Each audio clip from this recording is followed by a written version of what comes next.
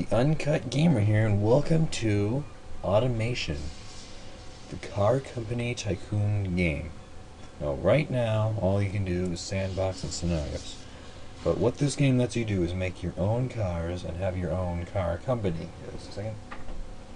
So, what you can do is, you can do sandbox, where you can just make your own cars, willy-nilly, just do whatever you want to do. And scenarios, why is there a box there? Wiki. You can do tutorials, inline 4s, V8 engines, general, inline 6, car tutorials and cars. All of these are basically things that you have an objective for. Like if we go into here, have this. World War II is over and your country is cleaning up the rubble after the air raids. The military orders are stopped and your factory needs to convert back to a civilian market very quickly, but these days aren't any good for your best-selling pre-war six-cylinder Landaulet coupe. There is just no money in the wallet, neither in that of your potential customer nor that of your company. You must build an essential low-powered, light and economical city car. The advert will be the Galileo, and yet it moves. So basically, you have these requirements. It has to have a comfort of more than 15, reliability higher than 55, and it has to have regular leaded fuel. So that just gives you things that you have to do to be able to pass that. So that's what the scenarios are. Now in Sandbox, I've already messed around with this, as you can see. Sandbox, you can make your own cars. So click on new cars, and they've recently added workshop support, Steam Workshop support. You can get this on Steam, and with it you can download your car bodies that other people have made, not just the game developers. So that's one that I got off the Steam Workshop. Let's see, I got some others. I can find them. Is this one? I don't think this one. Never mind. Here we go. This is one. That's from the workshop, and then this is also one from the workshop. So those three came off of the Steam Workshop, and I'm sure there's more to come. The game is still in its fairly early stages. So let's go with something. I'll go with stuff that's only on the stock version of the game, without any of the stuff from the workshop, so that you can see what it all is. So let's go with something like this body would be good. It's kind of a sporty looking car. Looks very similar to one of the Ferraris in Grand Theft Auto 5. I don't know what it's called. Not good with names on there. But you can see when I go over certain parts, it turns to a lighter color. That means that I can change that part of the body. So I can stretch it out like that. I can bring it in. All sorts of stuff. So up here, I can do that. I can make it look kind of ugly. Make it have a kind of an older Corvette look to it. So let's go with that. Sometimes you gotta be real, what's the word? You gotta look in like odd places, because sometimes there's more options that you can choose from to change it, but sometimes they're very similar in what parts get highlighted. So you just gotta keep an eye out for that stuff. Look at the very small changes. So you can bring its hips out. It's a nice big bird and hips. No. Yeah, you can do all sorts of stuff like that. You can move this a little bit, so you got a shorter front a bit, longer. I can do something like that. And you can bring that down and back so that you can have a pool. I don't know why you would do that, but hey, why not? To each his own. Let's go back to here, a little bit about that. Stretch that out a bit. You can kind of go down. See how this looks. That's pretty neat looking. Let's go with that. Let's see what else. I can bring this forward a little. All the way back. Let's go with about there, I think. So yeah. Let's see, I should bring that back a little. So now you got quality. If you make the quality higher, you get better prestige and better reliability. But at a lower value, you have lower weight, lower costs, and lower production units. I'm not entirely sure what production units are, so yeah, but apparently it's good when it's lower. So we'll have to keep that in mind. Lower production units is good. Now you can check. Need to learn how to speak English. You can pick your chassis type. So you got ladder or Monocoque. For a sportier car, I'm gonna go with that one. And let's see, you can choose the material of steel, galvanized steel, corrosion resistant steel, AHS steel, glued aluminum, or carbon fiber. Let's go with a really expensive car with carbon fiber. Let's see, the engine placement. If you pick a car that would have the engine in the back, it would say mid or rear, transverse or longitudinal, one of those. So let's go with front longitudinal. That the transverse would be more for straight fours, so the engine would go that way. That one goes more that way. So, and that will come into play in a minute here when we get to the engine. So let's see, we'll go with double wishbone and multi-link for the suspensions. Suspensions is carbon fiber body, and you got quality again, so a higher value would be better sportiness, better comfort, better prestige, and better safety, and a lower would be lower weight, costs, and production units. All the same stuff. Now, we get to the kind of neat stuff. Let's see. So here, we can add headlights and various things like that. So we could add, let's see, what would be a good headlight for this? Let's add these. So you can only put them in certain places. So we'll go with there. That doesn't look too bad. You can make them tiny, or you can make them, come on, you can make them huge, or, you know, normal size. Either way. Then we can add tail lights. Let's see what would be tail lights for this. I think, man, let's see.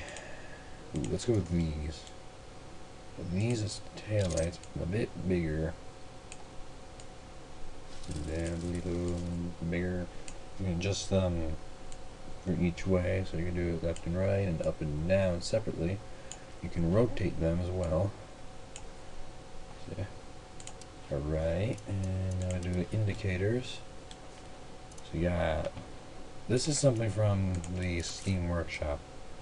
That and these. So yeah, alright, back to the indicators. Let's see, we'll do the fancier rounded ones. Right there, and I guess right there. It's not really a good place to put that one. Okay, now for the grills. This would be another thing from the Steam Workshop. Well, actually looks pretty good in this, but like I said, I'm going to do just the stuff that comes with the game. So let's go with this one. Okay, I'll make it a bit bigger. You can also flip it upside down so it doesn't look like it's smiling. This way it looks a bit more angry, like it wants to eat your soul. There. That is a lot of cooling. We don't need that much. Go up a little bit and a little bit more. Okay. Now you can click through these so you can see what each looks like. You can have it so that it's open completely so that you can see the radiator. Or you can have it so that it's just an indentation there and it doesn't get any cooling. It's kind of pointless. But you can use that for, like, if you want to have a place for that to be a license plate. So I think I'm going to go with that one. You only need one grill, but you can add more. You can add multiple of pretty much everything. Like, actually, I think I'm going to add some of these right here to give it like some cheeks. There you go. That doesn't look too bad. Okay, you could add another grill. So we could do this one right here. I'm not going to. Let's do some of these vents. You can pick between each one without placing it first. So we'll go with the carbon fiber ones, and if you zoom in on some of the things, you can actually see that it is carbon fiber. It's actually got its own texture rather than just black plastic. There are some plastic things that you can add though. If you click with the middle mouse button, you can change where the camera focus is. But let's focus more on the front of this for now. Let's see what else. What would be good? Let's just move on from that. So now we're gonna add some, like a spoiler on the back. Let's see. Let's go with. I think this would be good. Like all the way across. There we go. That's pretty good. A little bit longer. Cool. I don't know how much that would actually do. Probably very little because there's, you know, car in the way. But, it looks cool. So now we can do handles. This was something that I was actually kind of impressed with when I first played the game. You can actually select your own handle to put on the side for opening the door. But this, and this, I believe, are all from the Steam Workshop. So let's go with, this one looks pretty good. Here we go. This is a good example of plastic. That one's plastic, and this one's carbon fiber. So you can actually see like a proper difference. So yeah, let's rotate that a little bit and make it a little bit longer, I think. There you go. That doesn't look too bad. So now I can do bonnet. Clearly they're not an American company who made this. I believe they're from New Zealand or Germany. Something like that. I don't remember exactly. So you can add something in the hood. So you could add something that just gives you a little bit more space on the top of it. I don't think it actually adds to your space in the hood. Really, I think it just makes it look a little bit cooler. But it doesn't add any cooling or anything. I think it just adds some aesthetics. So you could do that, or you could do this shorter little intake here. I'd put this on like something like a muscle car, something that have a real big V8 in it. It's gonna have a V8 in it anyway, but it's not a muscle V8. So yeah, that's not what I'm gonna do. You could do this one. It's another one that just adds something on top of it, and then you could do this one. This does add some cooling to it. So we'll do this. You can see that cooling fixture would be how much cooling that specific thing does. So this would add 180.8 kilojoules kilojoules a second of cooling. And in total that's 744.4 kilojoules a second for those, that, and that. So yeah. If you do a mid-engine car, you can actually put one of the bonnet things on the roof, and it'll actually cool the engine in the back. But I'm not doing that, so it wouldn't do anything except for add a thing on the roof. So these, you can also, okay. Yeah, all this stuff, plus these four, are stuff from the workshop. This, and this come with the game. So we'll stick with these right here. Sometimes things do get a little buggy, like right there. You can see that it sort of goes into the car a little. I'm not sure why. It's like I said, it's a very early game still. Make it a little bit bigger. You can do like oval exhaust if you wanted to. And you can bring it to there, back to there, and you can add as much exhaust as you want. So yeah, we'll just stick with that. And then lips. That's from the workshop, and that's from the workshop. So we'll stick with this one. This goes right up on the front here. There we go. You can stretch that out. Sometimes it doesn't go all the way. You have to move it so that it'll go out far enough, but it doesn't want to. But you get the general idea of what it would be. Let's see. Yeah. So we'll skip that. It's got a little bit of something there anyway. Okay, now badges from the workshop. Adds a license plate if you want to. But, woo. Yeah, if you place things in the wrong spot, it tends to stretch them out. So you can do a license plate if you want to from the workshop. So we'll just do a little badge in the front so you know who made it. And another thing with a badge is if you put it on an angled surface and look at it from the side, it's very stretched out. So put it down here so it's not, you know, wonky. Make it a little bit bigger. Okay. And then another one on the back. Sorry if my keyboard and mouse are like super loud. It's just how I have everything set up. It's all fairly close together. Okay, so now that we got the badge, and that's everything, we go to the next section. Possibly, there it goes. And you have the option of rear wheel drive or all wheel drive. You can always do all wheel drive, but depending on how you have your engine set up, you might get rear wheel drive or front wheel drive. That's where longitudinal and what was the other one? Transverse. That's where longitudinal and transverse comes in. Transverse, you probably end up with a front wheel drive car.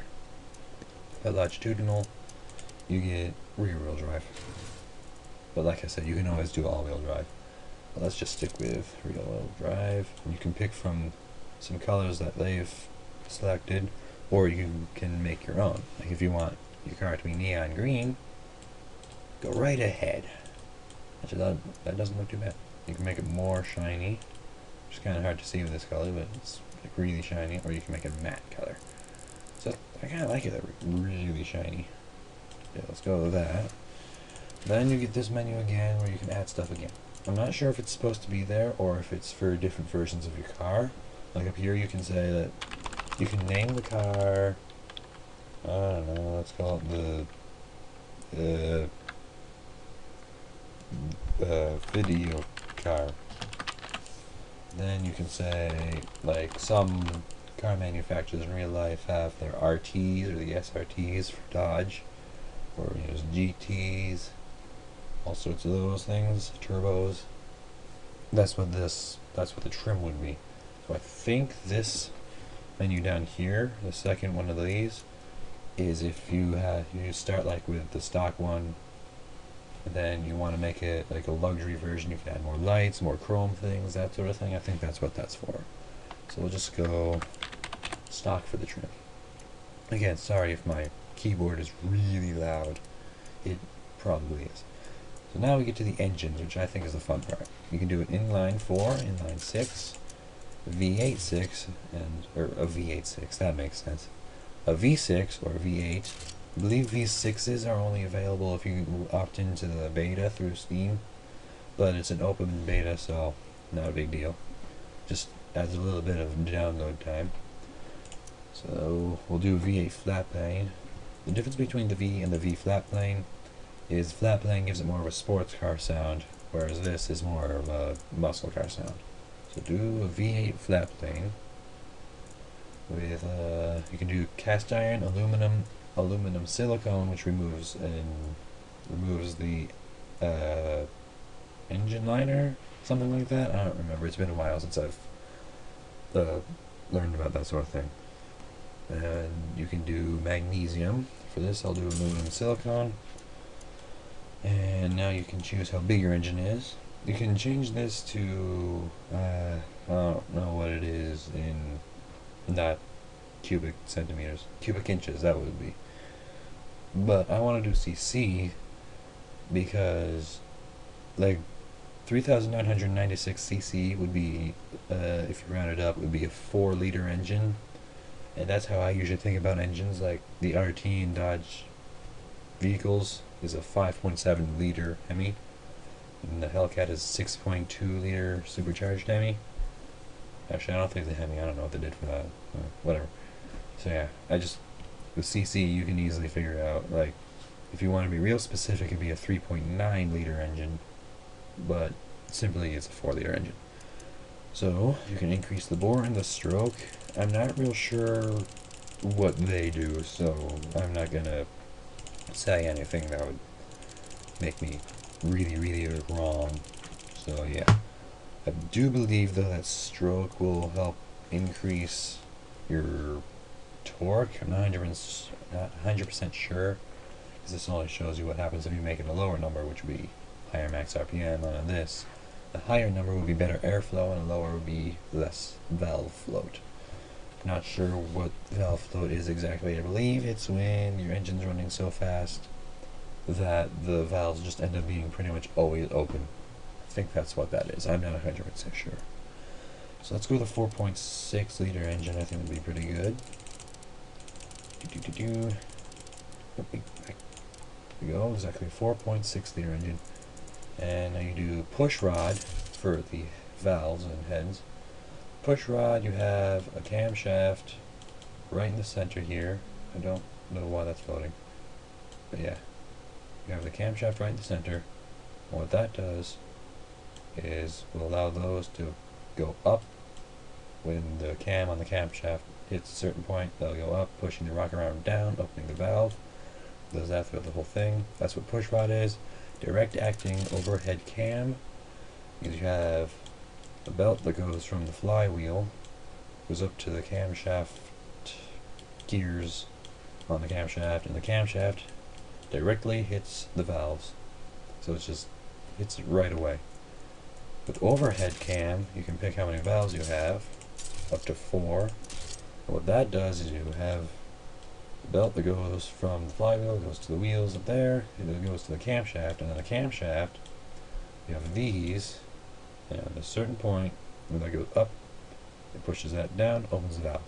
So that's the difference between direct acting and just overhead cam. And then dual overhead cam, you have up to 5, and it has more gears and better airflow that way, I believe. Let's see. Dual has higher, or has less emissions, I would assume. You can have a higher max RPM, and has less friction. Like I said, more valve. Then there's modern OHV, which is the same as direct acting. Oh no, I'm sorry, it's the same as push rod. Yeah, OHV is overhead valve, sorry. Sometimes I get OHC and OHV mixed up. I apologize. So there's really very little difference between push rod and modern OHV. Just modern is better in this case. So we'll go dual overhead cams with 5 valves, and you can choose the head material. So you can do cast iron, aluminum, and aluminum silicone, and I'll do just aluminum for those. I'll do that whole section there. Then you can do variable valve lift. I'm not sure about that whole stuff. You can click on these and it'll give you this sort of stuff. Variable valves are a collection of technologies to help optimize the valve train action throughout all engine operating conditions. Sorry if I'm reading a little fast, I tend to do that.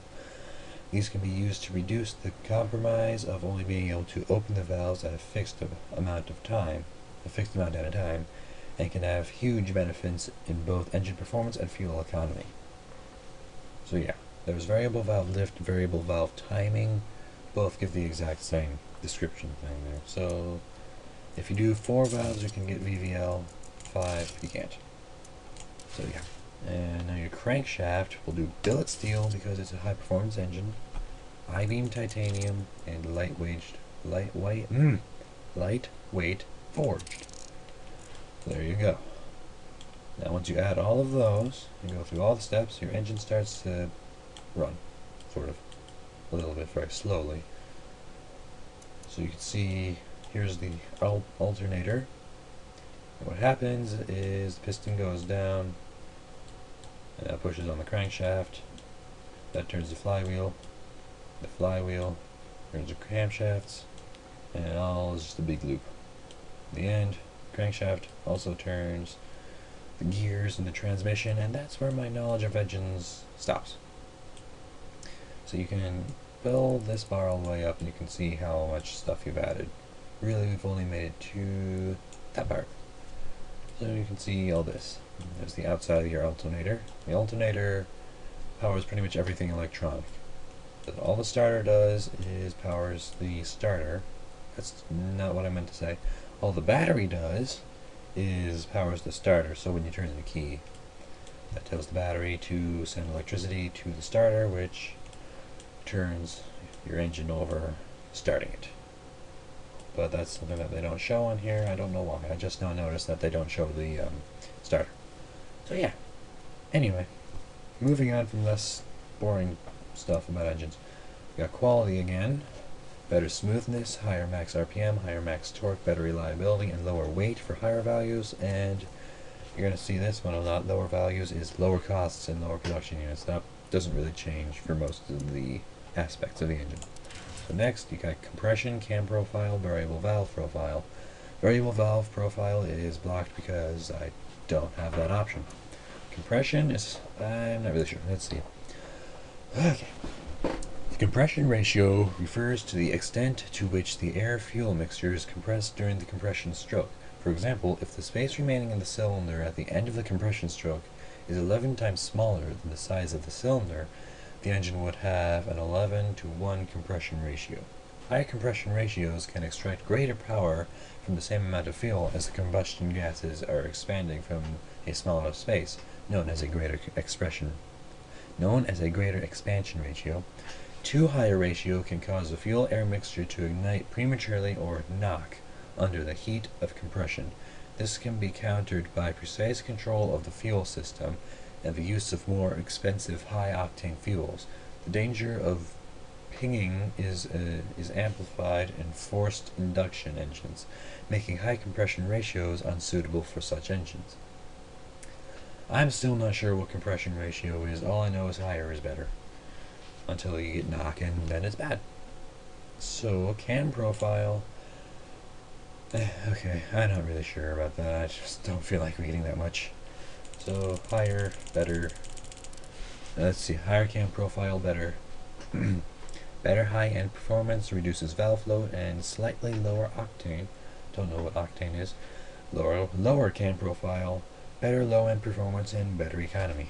So we'll go up, do 62, because it gets you into the sport area. That's an option. And variable valve timing, again, just get this stuff. Not going to read that again. So we'll do all cams because good. Now you can do the style of the engine. So you can change how that little bit here looks. So you have all these options. Lots of options. I'll do this and you can change the color of it so then you can make chrome. I don't think you can do that to this one. No. Hold on a second.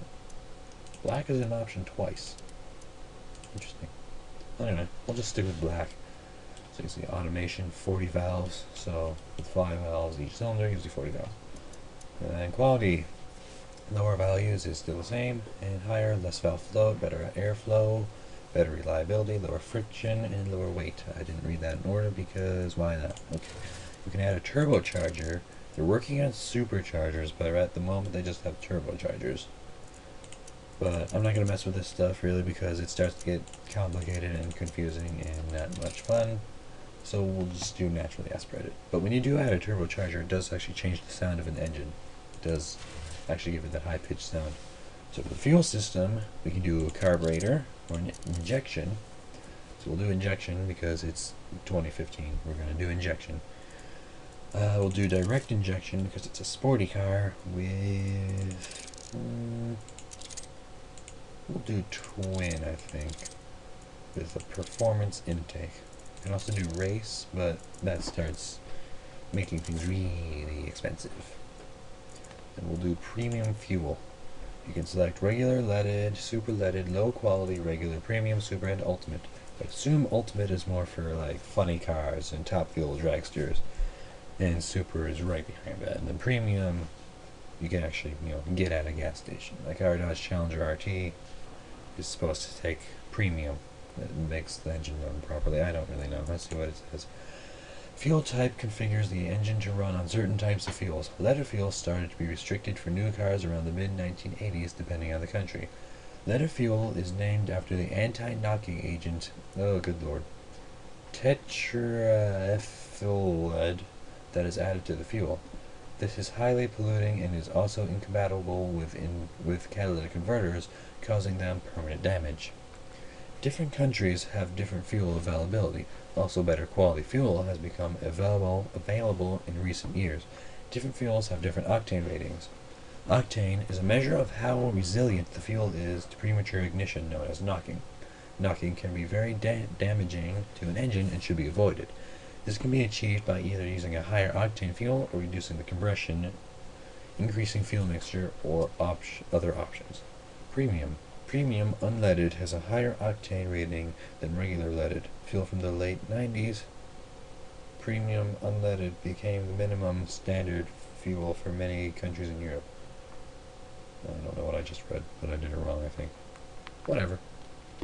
Okay, so now you can do the fuel mixture, so you can have more fuel and less air, or pretty much no fuel and just air. But we'll go with the kind of higher level. And then you can do your ignition timing. Let's see what it says. Oh, jeez. Ignition timing refers to when the spark plug fires relative to the position of the piston. As it takes some time for the spark to set off combustion, the spark must be fired before the piston reaches the top of the cylinder, thus causing the highest combustion pressure to occur when the piston reaches the top. The faster the engine spins, the earlier the spark needs to be. The earlier the spark happens, the more advanced the ignition timing is said to be.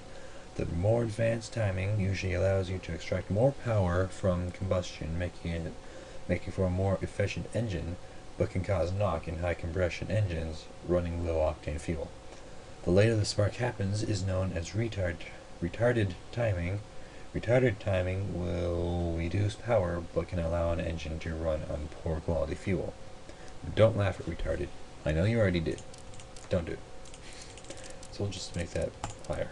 Semis actually have a thing, some of them have a thing that's either before or after the transmission called a retarder, and what it is electromagnets that you can control with the lever on the side of your steering wheel.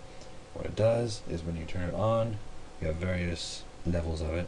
When you turn it on, the magnets come on, and that slows down a flywheel. So I would assume it comes before the transmission. So that just helps you to slow down without using the service brakes. Like if you're going down a hill, you want to have your retarder going so you don't use your brakes so they last longer. Sort of a money saving thing, except for how it costs more money to have. Anyway, so we'll do the RPM limit. I'm sure you can guess what that is. Higher the RPM, the potential for higher power there is. So we'll do 72. RPM is how fast the engine's spinning. Revolutions per minute, so every minute it spins 7,200 times. Quality, higher values, much better reliability, better economy, lower emissions, lower octane, and lower values are still the same with lower costs and lower production values. Units.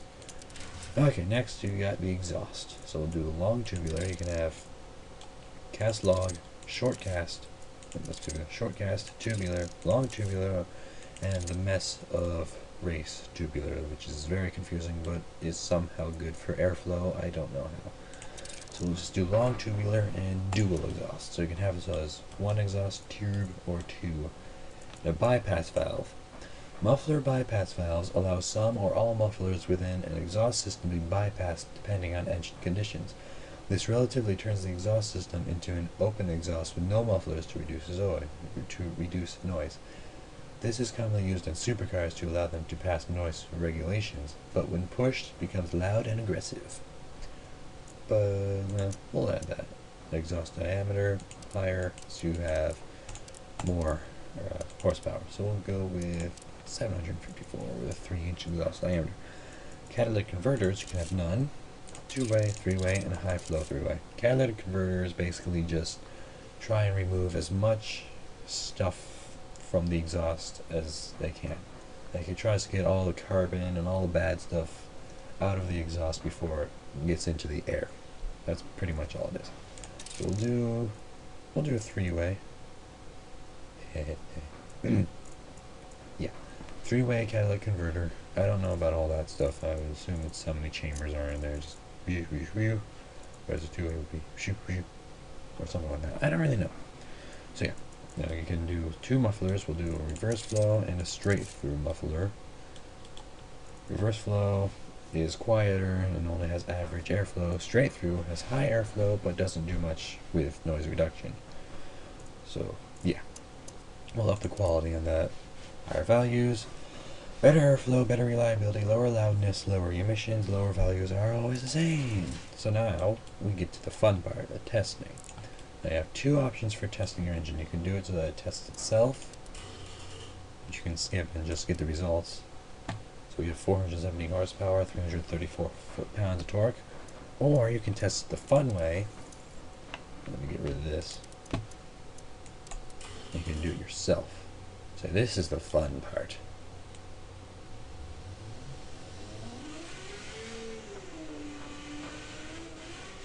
You can play with the engine yourself.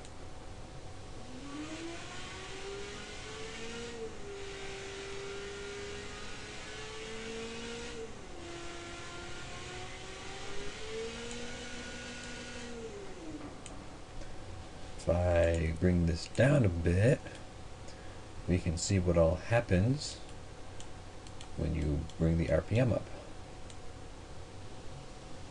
See, the camshaft starts spinning faster and faster and faster and faster and faster, faster, faster, faster, till they hit their maximum speed. And bring it down even more. You can see all the explosions, which tend to sometimes not actually happen, it seems.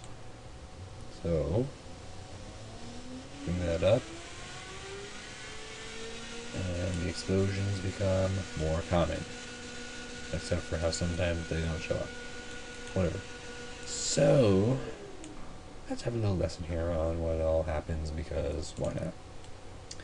So, what happens is you have fuel that comes in through one of those sets of valves. You have fuel and air actually goes in. The fuel and air go into there, rhymes. And when they do, it's at some point there. So when the piston comes up to a certain point, it's already got the fuel and the air in there. It hits that point, the spark plug ignites, and it pushes down, and the valves open, letting the exhaust out. So boom, the piston going down turns the crankshaft, which turns the flywheel and the transmission, which we've already discussed. So that's, that's how that works. Pretty much, anyway. So yeah, there we go. Now, we can name the engine. So we'll call it the Videocar V8. And I'm not going to add spaces because why not? And we can... I always like to put in the specs of the engine. Hold on a second. So, actually no, we're not done yet. I'm going to go back and increase the compression, because this... we now have this whole setup here, so we can make modifications and make it high. We'll bring the performance up higher and see what it'll do. So we got too high compression, that starts giving it knock. So we'll bring it down a little. That gets us up to 448 horsepower. So we can up the cam profile a little. I won't do it too much, because after a while that can start causing. Maybe we can't. Well. At a certain point, it stops helping after a while. We'll increase the quality of it too. Can't increase that. We'll add a little bit more fuel to it and up the ignition timing a little. See, I started going up too high and now it's not doing any good. Now it's starting to be less beneficial. Go down one more. Oh wait. Yeah. Okay, we'll stick with that and up the quality. Okay, go to the exhaust. Actually bring it down a little. Oh, there we go. Okay. And there we go. So it's not a very high power engine like I wanted it to be. But, it'll get you where you're going at least.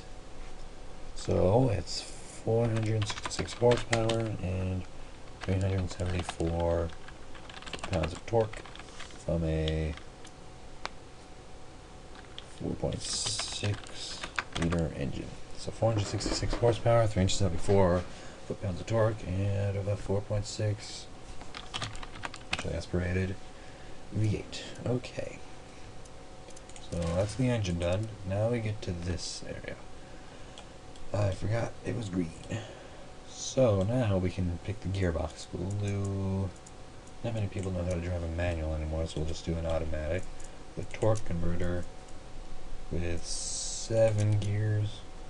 You can see its estimated top speed, which isn't usually right. So bring it up to 168. Yeah, this is the boring part of it. We'll up this. Okay, no, the top speed and the estimated top speed match. You can add some spacing so that we got a wider gear ratio. I kind of prefer that a little. Now you can do your differentials. Again, an open differential, what that means is all the way back here, that's your differential. An open one would mean that both of these can spin at different speeds. So, I mean, they're still roughly the same speed, but it's slightly open. So, that could be spinning a little bit faster than that one. Then you got manual lock here, which I would assume would be you do something and it locks these two wheels, which means that they will spin at the same speed no matter what. An automatic locker, I would assume it just locks on its own, and viscous, geared, and electric, oh, I don't know what I was going to say there, electric LSDs. LSD is not, I don't remember what it stands for, but it's not the drug, okay? Just no, don't do drugs. Anyway, LSD would be limited slip differential. What that means is that your differential has a computer in it. And what happens is if, say, this wheel starts to lose traction, but that wheel doesn't, the computer will say, hey, let's not send so much power to this wheel so that when it gets traction, we don't spin off into the wall and die. Yeah, that's pretty much what that is. Well, limited slip differential lets it essentially slip a little so that it's not getting as much power as that wheel will be. So it's kind of like an open, it's sort of like an automatic, yeah, it's like an open transmission, but at the same time it's like an automatic locking transmission. It's a little bit of both. So that's what that does. So power, if you do all-wheel drive, you can let it be a little bit more front-wheel drive, a little bit more rear-wheel drive, or have the perfect 50-50. That's pretty much what that is. Now, you can pick the size and rims of the wheel. Rims are a newer thing that they've added. So let's see. You can pick the tire choice because European spelling. Why not, right? We'll do sports compound, so it's got a little bit more grip than medium, but it costs more. And semi-slicks aren't road legal, so no. You can actually do like race cars in this game. So, make it. Oh, right. I think we'll stick with that, and then we'll do rim diameter. Higher rim diameter lets you have bigger brakes. So we'll do 19-inch rims and 27 point blah blah blah inch tires. And then the width, so you can make them wider. Don't want to go too wide, but a little more. There we go. And then the rear wheels, you can just go all out on. We'll go in one. So yeah, bigger rear wheels gives you a bigger footprint essentially. So when you slam on the gas, you've got more tire to grip the ground rather than just spinning your tires and sitting there not winning races. So a bigger rear wheel, it does add weight though. That is something you gotta watch out for. You gotta balance them out. Bigger tire gives you more grip, but adds weight. So you gotta think about that sometimes. And rim material to steel, alloy, magnesium, or carbon fiber. We'll do magnesium. And pick the rims. Let's go with those. And quality, higher, more grip, lower profile. I don't know what profile is, so yeah. Lower values, lower service cost, and lower production units. But we'll go up one. Now you get to the brakes. You can do some drum brakes, which are very outdated. Solid disc, vented disc, and carbon ceramic discs. 1, 2, 3, 4, 5. 1, 2, 3, 4, and 6 piston. We'll do 6 piston on the front. Fun fact, or not really fun fact, but just a fact, your front brakes do more than your rear brakes. I don't know why. That's just how it is. Probably not on motorcycles though, because if your front brake does more than your rear brake, your rear wheel is going to go wee, and you're going to go flying off the bike. Not fun. So, do the pad type, which sounds like something feminine, but it's not. Race would make it better braking performance, better sportiness, lowers better comfort, more drivability, and since we're doing 6 piston carbon ceramics, we can go down a little bit. And then the size is just that. There you go. We'll do 400 millimeters. I don't know what that is in inches. On the rear, we'll only do vented, but we'll do 6 piston vented and down to 38, so 10 less. all the way up, but 4 lower, actually 6 lower. Equality up 2.